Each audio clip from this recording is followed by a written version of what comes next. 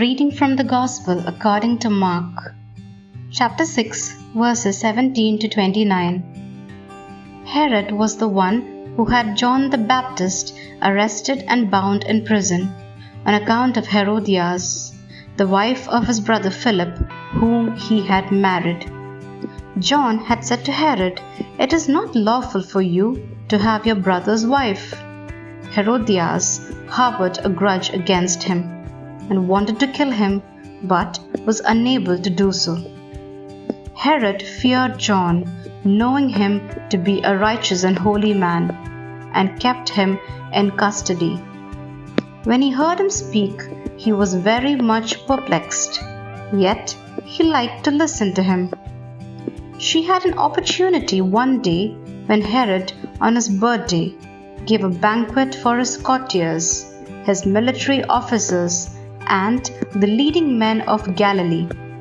Herodias' own daughter came in and performed a dance that delighted Herod and his guests. The king said to the girl, "Ask of me whatever you wish, and I will grant it to you." He even swore many things to her. "I will grant you whatever you ask of me, even to half of my kingdom." She went out and said to her mother, "What shall I ask for?" She replied, "The head of John the Baptist."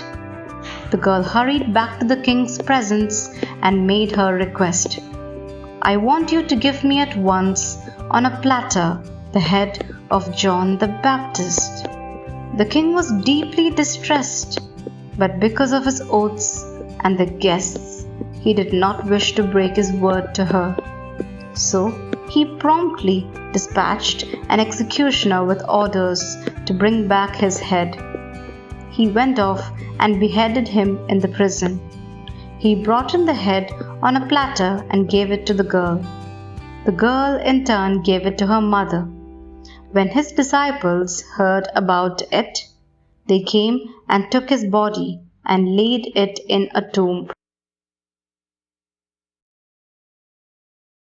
After this purification, after this continuous descent into annihilation, leading to the annihilation of Jesus, his life ends.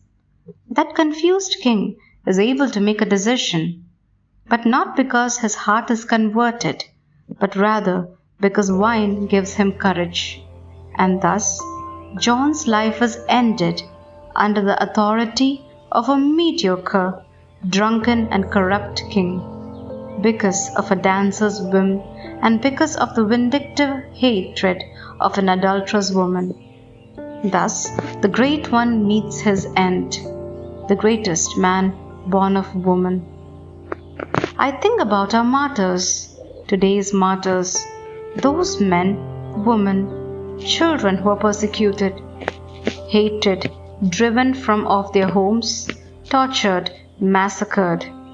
And this, he underlined, is not a thing of the past. This is happening today. Our martyrs meet their end under the authority of corrupt people who hate Jesus Christ.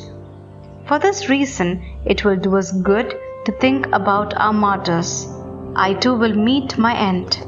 We all will. No one can buy life. We too, willingly or unwillingly, are traveling the road of life's existential annihilation.